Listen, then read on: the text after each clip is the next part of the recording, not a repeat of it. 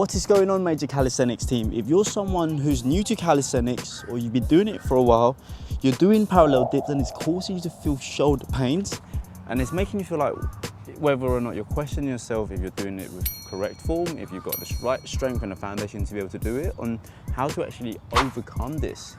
So it probably comes down to two main things, which is obviously the form and also if you have the prerequisite strength to be able to do this, because if you jump the gun too fast, then your body's not going to be ready enough for it, therefore it's going to cause you these pains. So let's cover the basics first when it comes to doing it with the correct technique.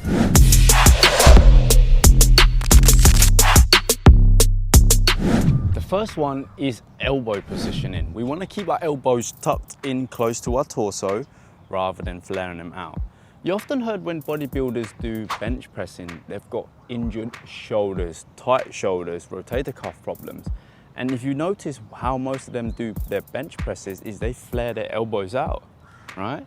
And what this does is it puts your shoulders in an uncompromised position because it's unnatural for your shoulders to be out, pressing like this. A lot of the strains will then be pushed onto the shoulders rather than the chest itself and also the triceps. So when we're doing parallel dips, we want to keep the elbows tucked in close to the torso, around 45 degrees, okay? So if say this is 90, we go in between, 45 degrees. So I'm gonna put that into practice, and I know that this is quite a wide parallel bar. It's gonna be hard for it to not flare. So this is what flared elbows look like with wrong form. Doing it like this, I'm feeling it already in the rotator cuffs. Now, when we're gonna fix this, okay? Come, push tall, elbows tucked in. 1, 2, 3, 4, and 5. With doing it that form, I feel it less strain on my shoulders and I feel my triceps working a lot more because that's the optimal position for increasing your tricep engagement. That's number one. The second one is when you're doing parallel dips, your shoulders elevate, right? So it's like this, and this, just copy after me. Where do you feel that? In your traps, a little bit in your shoulders, and it can cause neck stiffness. So when people do dips with bad form, especially when they're new to it and you ain't got the strength, it's like this. All right, that's bad form. Think about pushing your shoulders down towards the ground. Okay, this is called shoulder depression. So when we get into the top, we can set ourselves up by pushing the shoulders down. Cool. Dip. Boom. Boom. And now if you're finding it hard to even maintain that form with the shoulders depression, we can regress by putting the bands in. Okay, so strap the band across both sides, jump your knees in between, shoulders down. This should make it a lot lighter and easier for you to do this. 1, 2, 3, 4. That's option 2.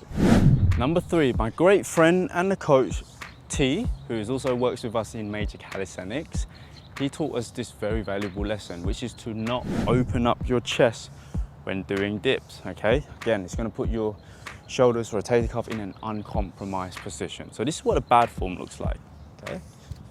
Chest open, okay? When we open the chest, it's gonna push the elbows back. Again, that's gonna put strain on your front shoulders. Feel a lot of strain there. So to fix this, we want to think protraction, okay? Shoulders down, rounding your chest forward to cover and protect your rotator cuffs. It's down, round, okay? So this is called the hollow position. Get into the hollow position, so belly button back towards the spine. Boom. 3, 4, 5. Much better, and I felt that. Everything just felt so nice and compact, okay? It's not only gonna work on your core a lot more, but also gonna target the right muscles from the triceps, front shoulders, your chest, and gonna distribute the weight a little bit more evenly. We're about halfway through this video, guys, and I've built my physique, I've built my functional strength, and I was able to learn core skills by just focusing on calisthenics. If you want to get better at calisthenics, you do more of that. If you want to get better at weightlifting, you do more of that. Now, if you want to go down the path of bodyweight mastery, building functional strength, and you want to be guided throughout this journey, and over 300 people have actually done that and mastered the muscle up, the handstand, some even the front lever, the handstand push-up, then you can. Head over to the link in the bio down below and learn more about online coaching. Let's continue with the video. The next cue is elbow positioning. When doing dips, oftentimes I see people, when they come down to the bottom position, their elbow is behind like this, right? In fact, it should be stacked on top of your wrist. Why? Because this is gonna put enough lean forward into your shoulders to then target your triceps too. When you go too far back, just like in the previous clip that I showed you, it's gonna put irritation on your rotator cuff. So you wanna think, when you come down, of course, film yourself so you can see, but you can kind of gauge it, right? Lean forward, elbows tucked in, boom, elbows on top of my wrists. Anything back, it's gonna target the wrong muscle groups. And if it's too far forward, you're gonna be targeting the shoulders way too much. So the optimal point is to try to have your elbows stacked on top of your wrists. And that again is going to protect your shoulders. The final one is wrist positioning. This is very important, especially if we're on parallel bars, because there are many ways that you can grip a bar, right? This could be one way, another way, this way, okay? So how do we optimize that?